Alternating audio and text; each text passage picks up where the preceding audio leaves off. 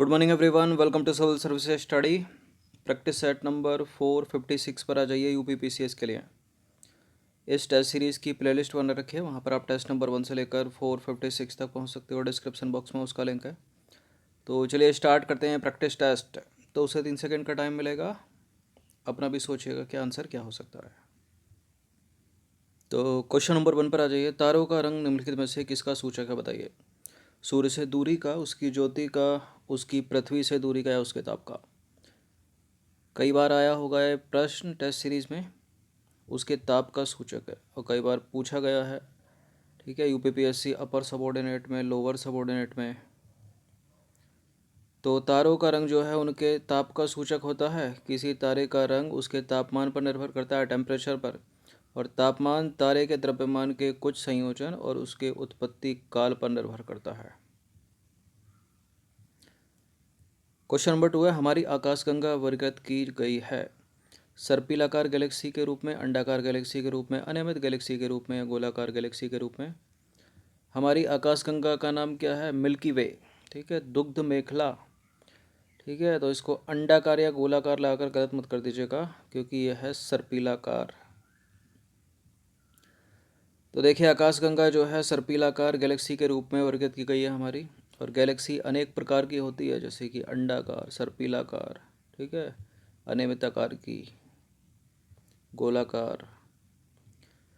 Question number 3 है, कृष्ण छिद्र सिद्धांत निम्नलिखित में से किसने प्रतिपादित किया था?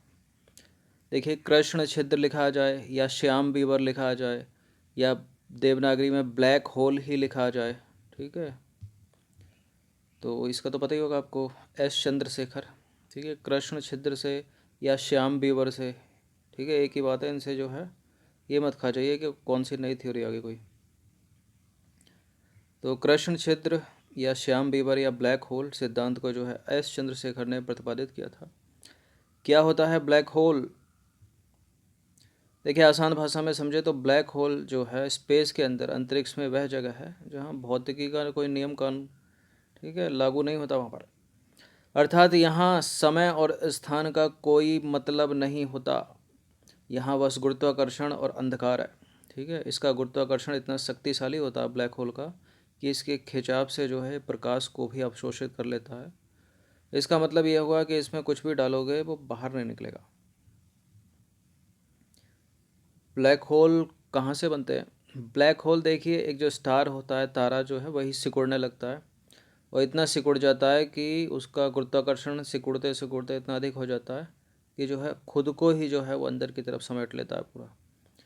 ठीक है, क्वेश्चन नंबर 4 पर आ जाइए। अंतरिक्ष यान में बैठे व्यक्ति को आकाश का रंग दिखाई देता है कैसा? ये प्रश्न एक ऐसा प्रश्न है जो एसएससी, बैंक, यूपीएससी, पीसीएस हर एग्ज़ाम में पूछा गया होगा। काला। क्यों दिखाई देता है? वायुमंडल ही नहीं है। तो अंतरिक्ष में बैठे व्यक्ति को आकाश का रंग काला दिखाई देता है क्योंकि अंतरिक्ष में वायुमंडल नहीं होता।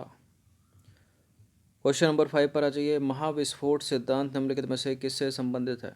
बिग बैंग थ्योरी किससे संबंधित है? हिमालय की उत्पत्ति से नहीं है, ज्वालामुखी के विस्फोट से नहीं है, ब्रह्मांड की उत्पत्ति से है।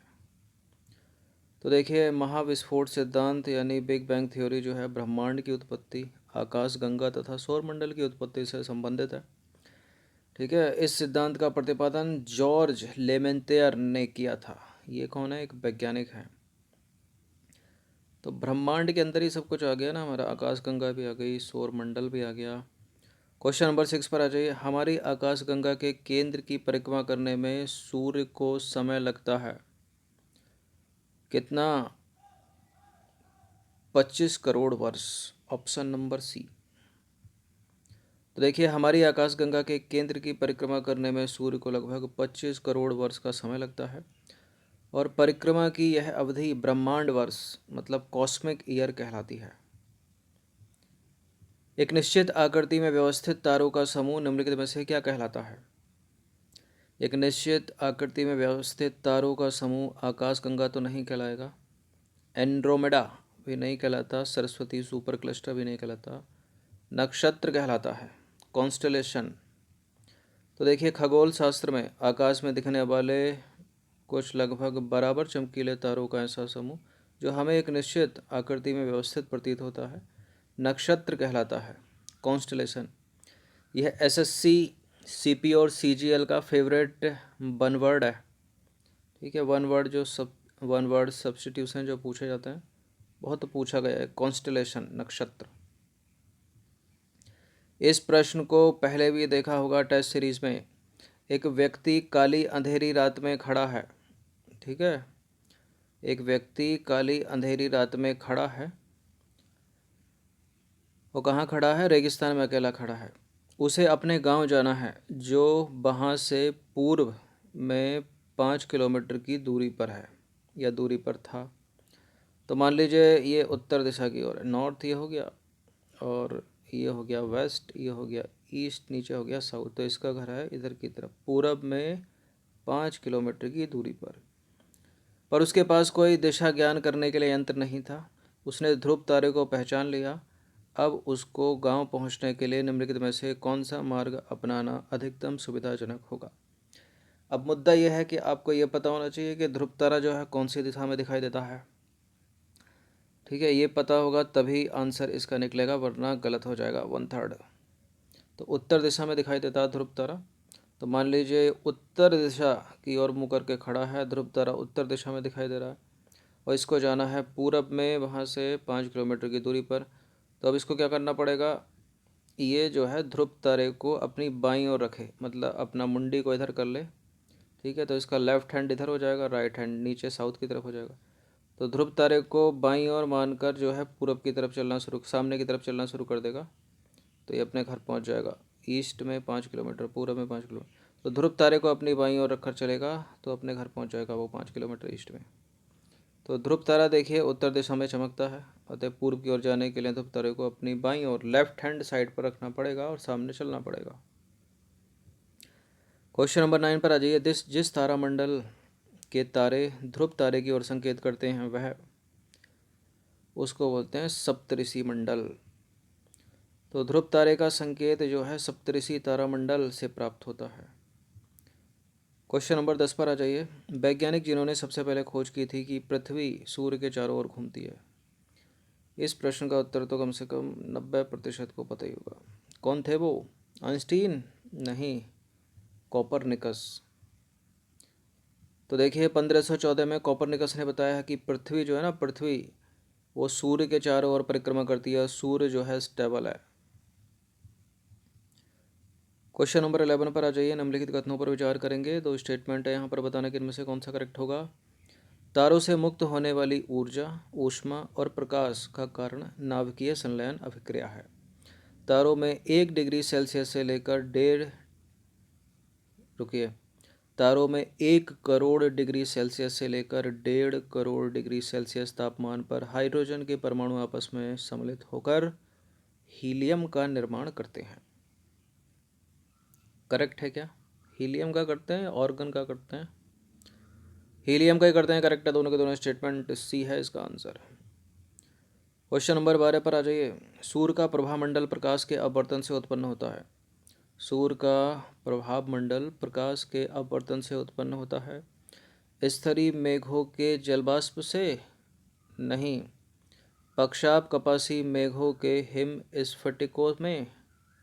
नहीं, में है वो। ठीक है, उपरोक्त में से कोई नहीं, या पक्षाप मेघों के हिम स्फटिकों में, पक्षाप मेघों के हिम स्फटिकों में, ऑप्शन नंबर सी। अच्छा, सबसे ऊंचाई पर स्थित बादल कौन से होते हैं? यही पक्षाप मेघ होते हैं। और इसकी ट्रिक भी बताई थी कि पक्षी बहुत ऊंचा ऊंचा उड़ता है करके। तो देखिए चंद्रमा अथवा सूर्य के चारों ओर पक्षाप एवं पक्षाप स्तरीय बादलों के प्रतिबिंबन से बने श्वेत दूधिया रंग के छल्ले को बोलते हैं प्रभामंडल। क्वेश्चन नंबर 13 पर आ जाइए। एक खगोलीय एकक औसत दूरी है। एक खगोलीय एकक औसत दूरी है। एलिमिनेट करें, प्लूटो और सूर्य के बीच की? नहीं। बृहस्पति और सूर्य के बीच की? नहीं। पृथ्वी और चंद्रमा के बीच की? नहीं। पृथ्वी और सूर्य के बीच की? हाँ, ऑप्शन नंबर ए। तो देखिए खगोलीय एकक मतलब एस्ट्रोनॉमिकल यूनिट, लंबाई मापने की इकाई है, और ये पृथ्वी और सूर्य के बीच की औसत दूरी के बराबर होती है। क्वेश्चन नंबर 14 प्रश्न, एक आसान सा प्रश्न, बेसिक, ठीक है, जिसको बहुतों को जानकारी नहीं है। तो पृथ्वी सूर्य से कितनी दूरी पर स्थित है? सूर्य से पृथ्वी की दूरी कितनी है बताइए। देखिए ये है कितनी, 107.7 मिलियन किलोमीटर से तो कहीं ज़्यादा है, 142.7 मिलियन से भी अधिक है, 149.6 million kilometre, option number D. तो सूर्य से पृथ्वी की दूरी है लगभग 149.6 मिलियन किलोमीटर।